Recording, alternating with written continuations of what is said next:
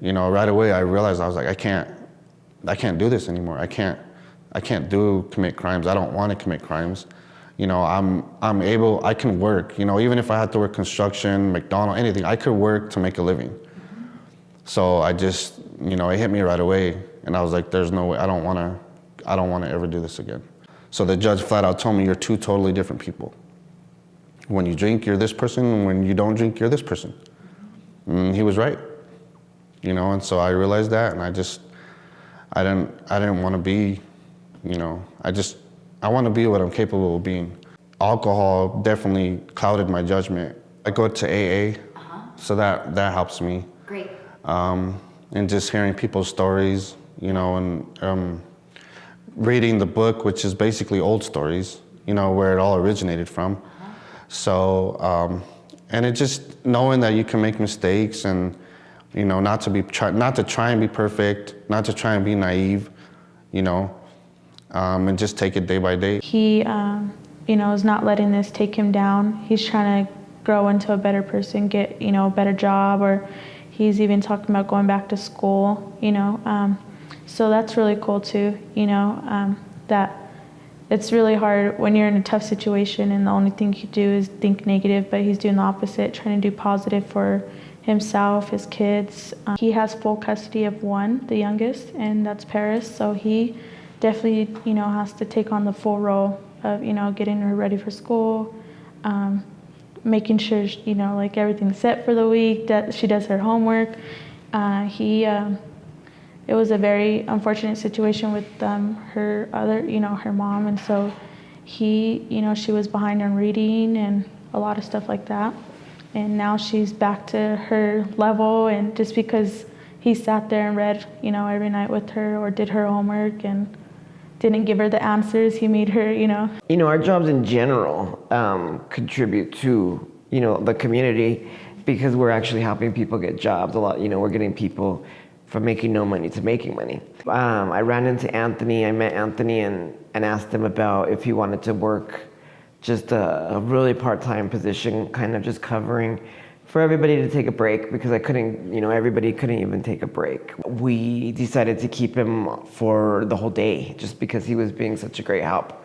At the front desk, doing all the applicants and putting people in the interviewing rooms for the recruiters, kind of shuffling the paperwork where it needs to go to the different people.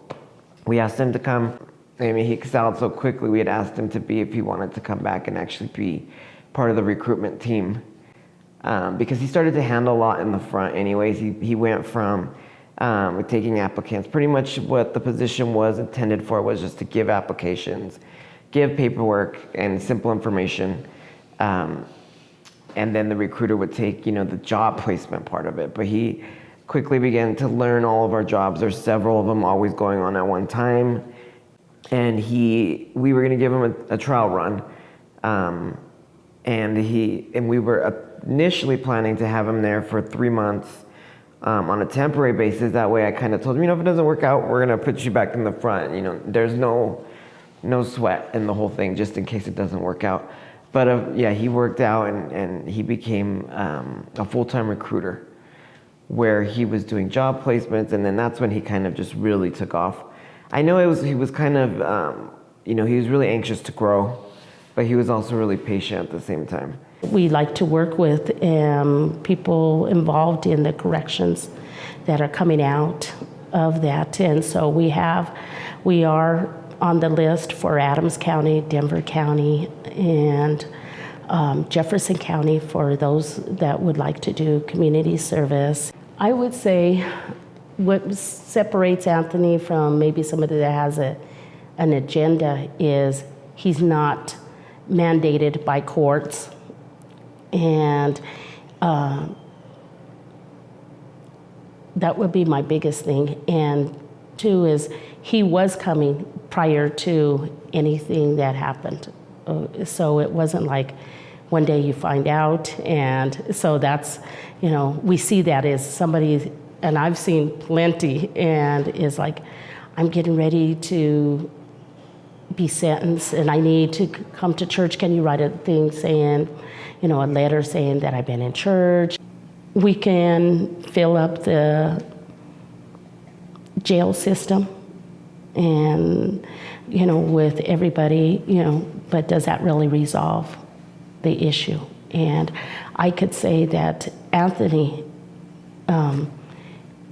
is one of those. He is an example of someone that wants change in his life. At the time, like I said, I didn't, I just thought of it just like as a business. I didn't think, oh, this is affecting, but yeah, it does, anybody that's touched by even alcohol, so I see the effects of alcohol on people and not even myself, but so I can only imagine what the effects of, drugs would be like on people, and it's just a horrible thing. It's embarrassing. It's not like I necessarily had to do it, I did grow up like that, and I did grow up in that culture, and like I said, now I'm ashamed of it, and I wish I never did it. And I mean, I would just like to apologize, and just, I am really, really genuinely sorry. And like I said, I'm scared of what's gonna happen, and I'm scared for the future. But I'm trying to do the right thing, everything that I can, to be able to work. I really would just like to work, to take care of my kids, to pay my taxes, to give back to the community.